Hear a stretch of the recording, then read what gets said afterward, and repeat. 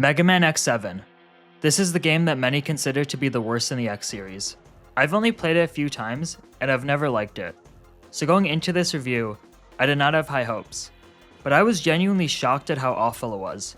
There's just so much wrong with it that describing it in words feels impossible. But I'm gonna try anyway. Before we begin, remember to like the video and subscribe to the channel. It would really help me out. Thanks. X7 is the first game in the series on the PS2, and with the new console, Capcom decided to change a lot about the gameplay. First off, the game is 3D. This means you have a lot more space to move around in, you can rotate the camera around sometimes, and the devs added a lock-on system, so it's easier to hit enemies. Now the whole game doesn't play like this. I would say half the game is 3D, and the other half is 2.5D. Another change is a new character has been added. His name's Axel. He fights with pistols that can't be charged like X's Buster. However, he can hover in the air for a few seconds, which helps him with platforming. He also has this ability called the copy shot that lets him transform into enemies if he kills them with certain bullets. Unlike the previous games, the Maverick Hunters now tackle stages in a team of 2 with the partner mechanic. You can switch between the 2 characters at any time, and they each have their own separate health bar, which is nice. But keep in mind, if you die with just one of them, you lose a life, so watch out. Before I really dive into the rest of the gameplay, I want to start out with the positives. This won't take very long. The music is still really good. It's not the most memorable soundtrack, or as great as some of the other games, but I enjoy it. My favorite songs are the boss theme and the second stage select theme. The controls are pretty good. It doesn't feel as tight as the previous games, but I still always felt like I was in complete control of my characters. The part system is much clearer than X5 and X6, and the game even explains how it works to you. Every stage has 2 power-up chips that can strengthen your characters in a skill tree system. You're not held back by the boss level or an absurd amount of nightmare souls anymore. When you die, the music no longer resets, which I think is a nice touch. Another good change is these orange orbs fully heal one character and completely refill a sub-tank, so grinding for them is easy in this game. The special weapons are surprisingly good. There are definitely some stinkers like the Gaia Shield that supposedly reflects enemy projectiles, but never does. However, I thought most were useful, like the Wing Cutter and Snipe Missile. The Splash Laser is probably the best one, since it's really powerful for some reason. But the best thing about the special weapons is some of them unlock additional weapons for Zero and Axel that replace their default attacks. Near the end of the game, I realized this weapon for Axel, called the G-Launcher from Vanishing Gungaroo, is kinda insane, because one shot does the same damage as a charge shot from X, but you can quickly fire multiple in a row. This comes in clutch on boss fights to do massive damage. It became the main way I fought with Axel. I didn't really use Zero's techniques, so I can't comment on them. But Axel and X share special weapons, and I liked what they got to use. And in terms of positives, that's where it ends. That's everything I liked in this game. And now, time to discuss the rest. I'm gonna need some medication when this is over. The most important mechanic in X7 are the missing Reploids. Like the last game, there are 16 of them in every stage, with 1 holding a heart tank and 2 holding the power-up chips. And these chips are extremely valuable because all 3 characters are weak at first. But the main reason you want the Reploids is to unlock X. You heard me right. For story reasons I'll discuss later, X is not playable at default until you beat all 8 Mavericks, which I would not recommend, or save 64 Reploids. If you want him as soon as possible, that means you need to find all the Reploids in 4 of the 8 Maverick stages. And trust me, you want him very quickly because he's easily the best character in the game. The reason he's so good is his charge shot is extremely powerful and basically beats all the bosses. It does take a longer amount of time to fully charge, but it's still great. And if you max out the speed section in the skill tree, you can even speed up the charge time to fix this issue. Also, X has the best defense in the game. This time the 50% damage reduction from his armor stacks with the shock absorber upgrade every character can get, so it's reduced by a whopping 75%. That is crazy. By the way, when you get the power-up chips in this game, you have to use them as soon as you clear a stage, so the later you unlock X, the less you'll be able to upgrade him. That's another reason why the first half of the game should be all about getting every single Reploid in the stages, so you can power up X and whoever will be teaming with him. The issue with looking for Reploids is stages in X7 are bigger than any of the previous games, particularly the 3D sections. This means the Reploids can be hard to find. Much harder than in X6, where most were barely hidden. What makes things worse is the Reploids in some of the enemies only appear when you get close to them. I suspect this is because the game can't handle loading them in ahead of time, but that's just a guess.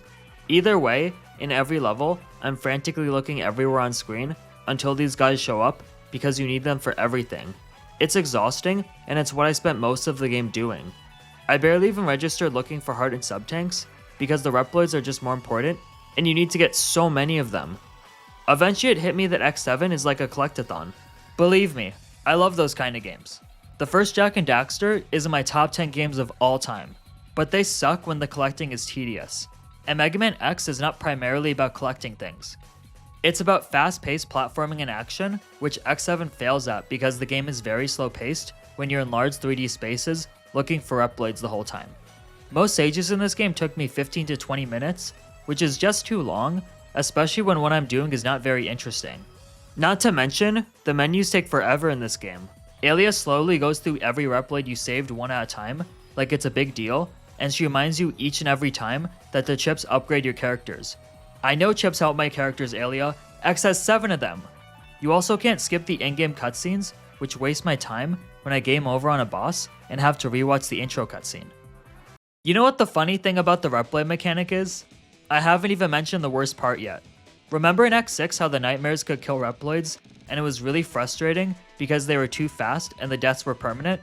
Well, in X7, the nightmares are literally gone, but metaphorically stronger than ever, because now every enemy can kill the Reploids in one hit. It is so infuriating to play a stage for 14 minutes, and at the end of the level, a Reploid and enemy teleport in together, and the Reploid dies in 1 second. Some of these guys are so hard to keep alive, and it's a big reason why I spend every stage obsessing over the Reploids, because they are in danger to everything. At least in X6, most of the time they were safe. Everything about the Reploids is horrible, and the whole game is designed around saving them. This sucks so much. I said most of what I wanted to with X already. He's the best character, especially when you upgrade him. In this game, there's thankfully only one armor set to get. It's called the Glide Armor, and most of its abilities are unremarkable. It has a Giga attack that's okay, and one upgrade lets you attract health and weapon drops. Cool I guess? But the damage reduction is fantastic, and I thought the new glide feature was awesome. It lasts until you land, and came in handy for a lot of platforming sections. It's kinda a mixed armor set, but I'll say it's good overall. What sucks is Axel and Zero can no longer pick up the armor parts for X, so you probably need to backtrack with him to complete the set. But hey, at least there's less backtracking in this game than X5 and X6. Now let's go over Zero. Right from the intro stage, I knew I hated playing as him in this game. His Z-Saber swings feel so laggy and kinda weak without upgrades. Then in 3D sections, it's awkward playing as him because he has to fight up close, unlike the other characters who can fight the enemies from a distance and can even lock onto them. Some enemies aren't even designed to be fought with Zero because of his worse range. He feels really clunky, so I barely used him. I feel like most people play this game with X and Zero as the main team, but I liked Axel much more. Okay, he feels awful at first because you have to button mash his shots at default. However, in the settings, you can set it to auto-fire, which makes him much more enjoyable, especially when you get some upgrades for him. I wish he had the auto-fire at default, because you can't use this feature with X and still fire off charge shots. I found platforming comfortable with Axel's hover, and I thought his attacks had good damage, especially when I learned about the G-Launcher. The biggest problem with Axel is his copy ability. It takes forever to kill an enemy with it, and all of the ones you get to use are so slow. You need to use this ability to get some Reploids in a few of the stages, and it's another reason why I chose Axel over Zero. You know what else is annoying? Only the character who saves the Reploid holding the heart tank, or gets the heart tank in the stage, receives a health buff. And since one character is never on the 2-person team, it's a waste to collect Reploids or spend upgrade chips with them. This meant I barely used Zero in the first half of the game, even though he was always on my team. Great partner mechanic, guys. How are we 3 games in, and these characters still aren't sharing health upgrades with each other? The number of heart tanks has increased again to 24. Whichever character lands the final blow on a Maverick gets 1. So Zero got some health upgrades because of this. Other than that though, the collectibles are all the same as before. Now I want to describe my playthrough with you guys, and how this game broke my will. I started with Tornado Tanyan because I remember I used to tackle him first. His stage is just boring. You go right and do some platforming until the level ends, but at least the Reploids are in plain sight. This mini-boss took forever though, and so did the actual boss. He has so much health and is invincible for most of the fight, and this is where the 3D first became an issue for me. Most of the 3D sections have fixed camera angles, but this area lets you move the camera left and right. The camera functions are assigned to buttons, not the second analog stick, which feels antiquated for a game in 2003. I had to rotate the camera constantly in this battle, and it was so awkward. I have a really small complaint here. I hate how the boss health bars look in this game. They should look better. Next up is Ride Borski. This is a ride chaser stage, so you already know it's going to be bad. Once again, you can only move forward, but the ride chaser now moves slowly because the goal of the level is to collect even more things than usual. You need to disarm 20 bombs before the timer hits 0, but you also need to save the Reploids. The problem is the Reploids and enemies look identical, so it's really easy to mix them up. And the game labels the Reploids and bombs for you, but it makes the screen a mess to look at.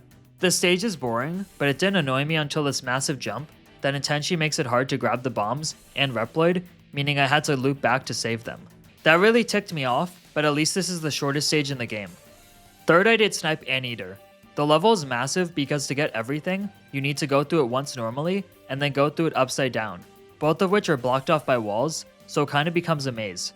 As you can guess, this made finding all the Reploids take even longer. And using Axel's copy shot here was miserable, with the enemies having armor in the front. I regret doing this stage so early, because the boss is tough without X or his weakness. Sometimes you can't hit him due to his placement, he has too much invincibility, and he spawns 6 sniper devices that all attack you. At this point I realized something. I don't like the stages, but the game so far is kinda fine. It's not fun, but it's just mediocre, which is more than I expected. I even wondered if I was gonna have to retract saying this game was worse than X6. But then everything got so much worse. The next stage is Soldier Stone Kong, which most people do first because the boss is a joke. But I never do because I hate this level. I think the enemies are annoying, it took me forever to get the copy shot to work, I hate finding Reploids here, and it looks so ugly with the awful textures everywhere. I don't know why the game looks this bad. It's a PS2 game from 2003. Other games from this year look much better, and even have more motion and cutscenes, and less blocky character models. At least the cutscenes look better than X5 and X6.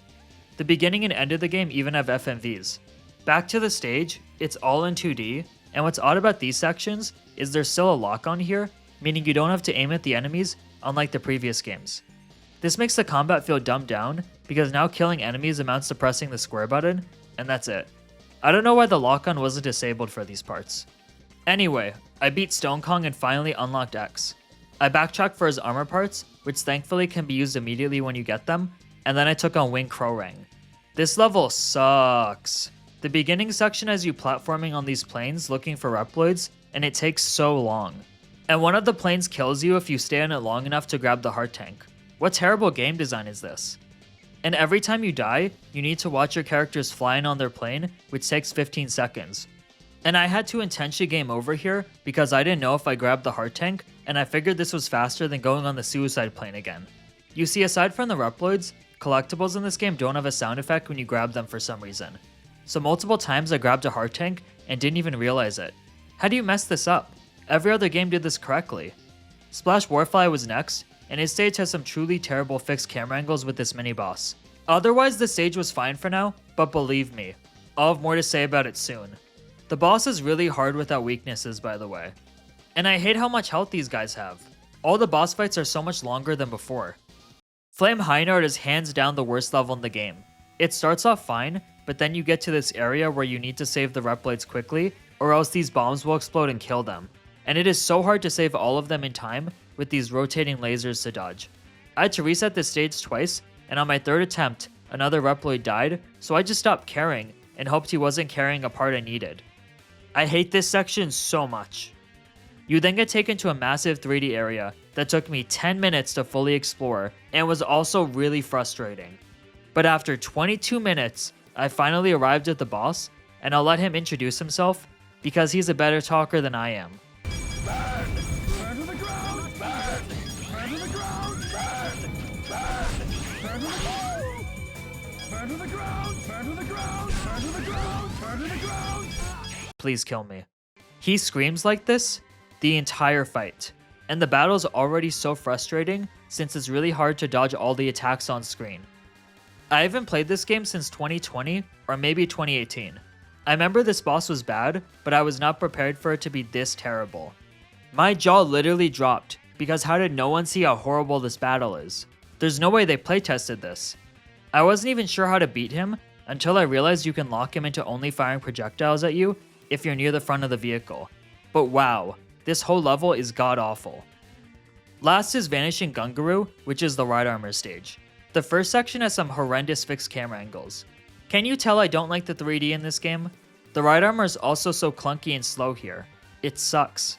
The next sections are better with this spider ride armor, but it still feels really awkward to use.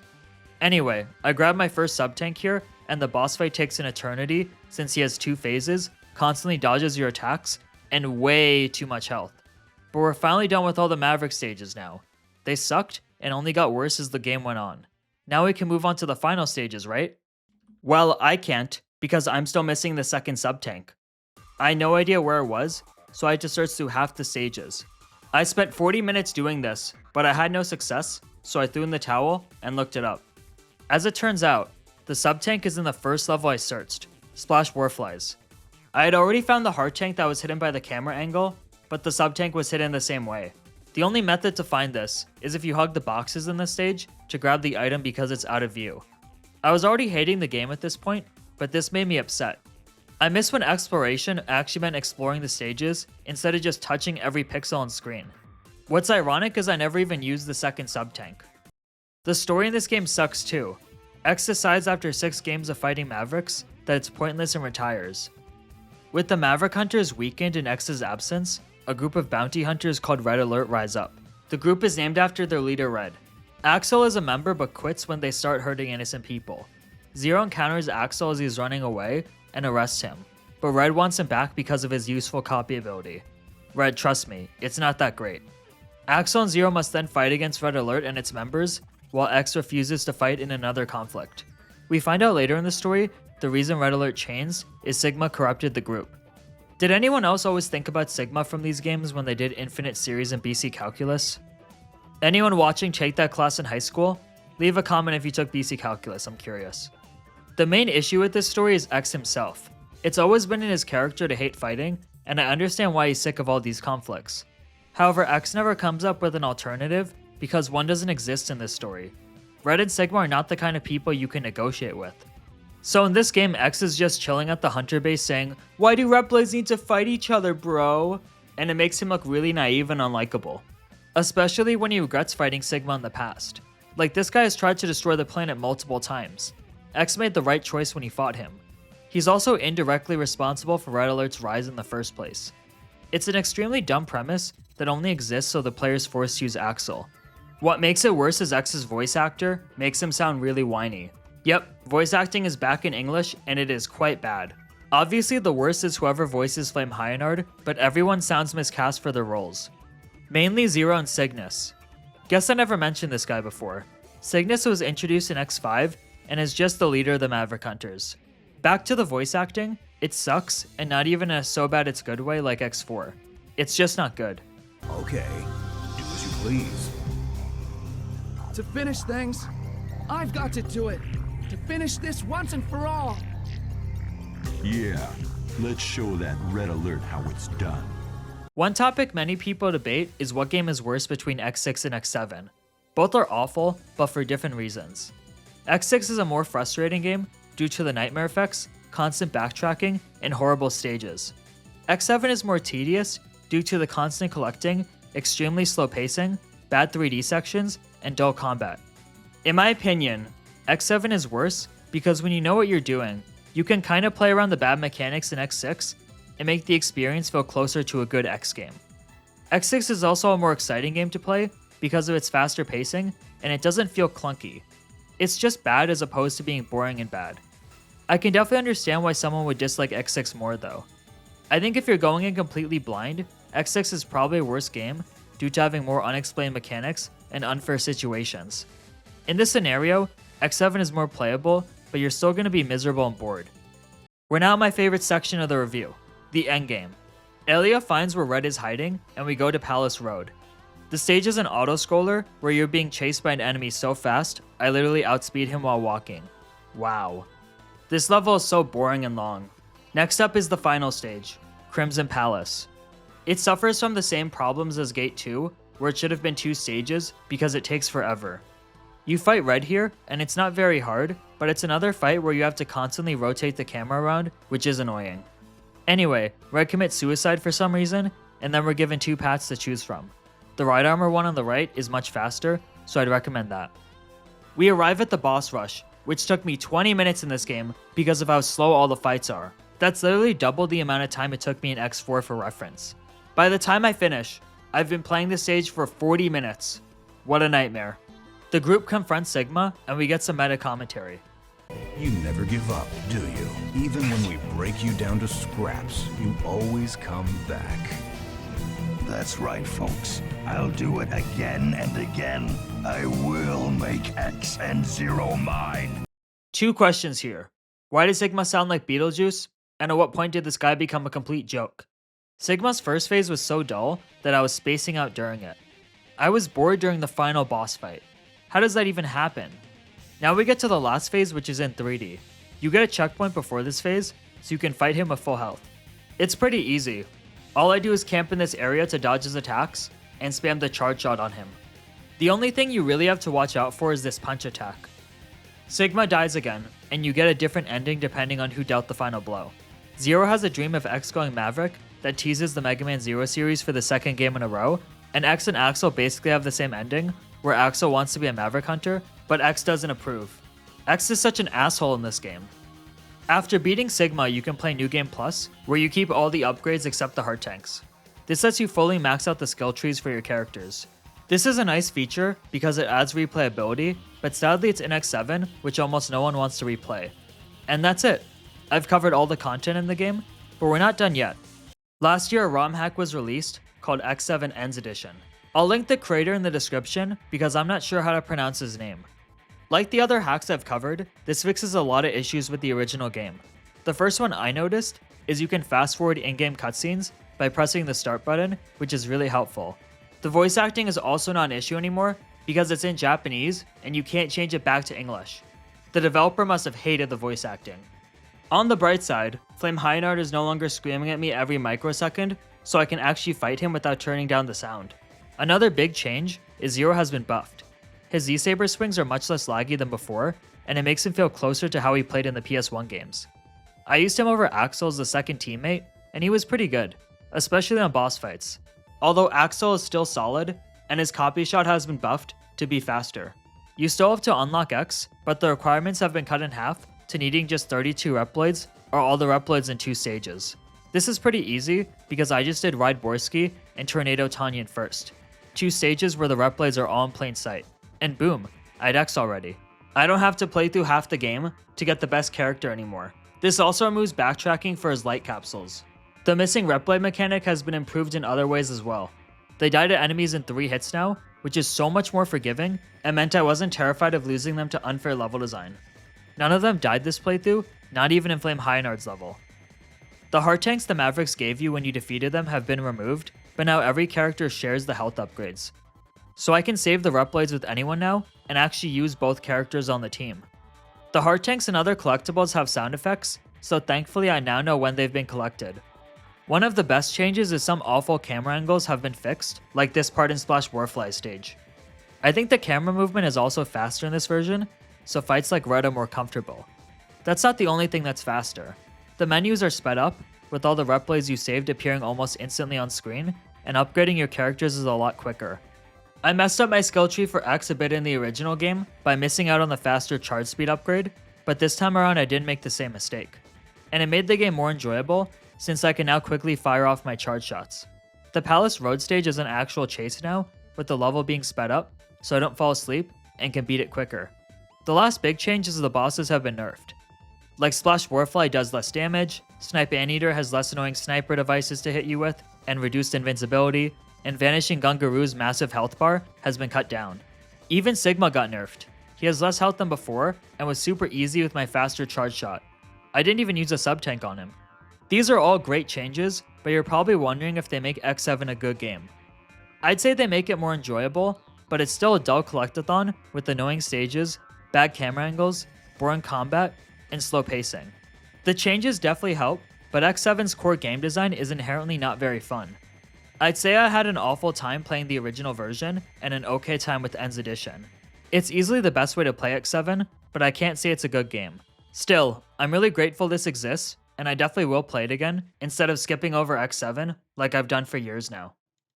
Since we're already on the topic of ROM hacks, I never did discuss X3 The Zero Project, did I?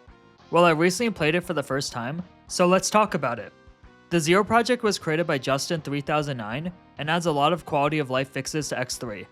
The most obvious change is making Zero a fully playable character you can swap to on the stage select screen, and he shares collectibles with X. By default, Zero has his double jump and air dash from later games, and has a little more health than X, which makes him really good for X3's insanely challenging early game. Although it still is hard for Zero. One of the drawbacks to playing as him is his special weapon consumption is double that of regular X, so for the first time in the series, you often run out of ammo with the character. Another one is while he can collect the armor parts for X, he cannot use them. X has also been tweaked. The head parts now have his special weapon consumption, which is awesome for the super useful frost shield weapon. And the upgraded charge shot has been altered so the smaller shots on the side cross each other on the screen, meaning the blast does much more damage than before. It's really strong now, and much more in line with the great buster parts from the other games. This is a fantastic change. I found when playing that I preferred X over Zero in the later stages when I had more upgrades, namely the third armor parts. Zero is definitely still good though, and I love how the game is designed around using both characters. We can all breathe a sigh of relief because X3's bad item game has been fixed. Many collectibles that were blocked off by arbitrary special weapons no longer are. For example, Zero's Z-Saber can now break these boulders in Tunnel Rhino stage, allowing him to fully complete the level with no backtracks. And you can get the damage reduction upgrade much earlier in the game, since you no longer need a charged version of the Gravity Well weapon. These changes give the player much more freedom in routing X3 and make it very possible to beat the game without backtracks. Here's the route I came up with, so pause the video if you want to use it for your run. And for the sake of completeness, here's the least backtracking route in the original X3. Other changes in the hack include new dialogue, the ability to use any right armor first, as long as you have its chip, and Zero can now get the black armor upgrade, which gives him damage reduction and powers up the Z-Saber. This is so cool. Plus a useful save feature has been added that looks great. My only complaints are the early game is still a bit too hard, and Bit and Bite are now random when they show up. This screwed me over in the third stage, where I beat Bit, died before making it to the boss room, and then Bite immediately spawned. How unlucky. I had to use up my last sub-tank to beat him this early, and then I got a fat game over to the Maverick. I liked it better when those encounters were spaced out. But overall, this is a great hack that fixes most of my issues with X3. I'd recommend checking it out. Returning to the original X7, I hated this game. I got so frustrated and bored playing it that I was honestly confused how the game turned out so poorly. I now remember why I haven't touched this game in years. If you enjoy it, more power to you. I wish I could see it through your eyes. This is the worst X game and the worst main series Mega Man game in my opinion. I'd skip this one if I were you. And with that, there's only one game left. I'll see you guys for the grand finale to the X retrospective in Mega Man X8. Take care.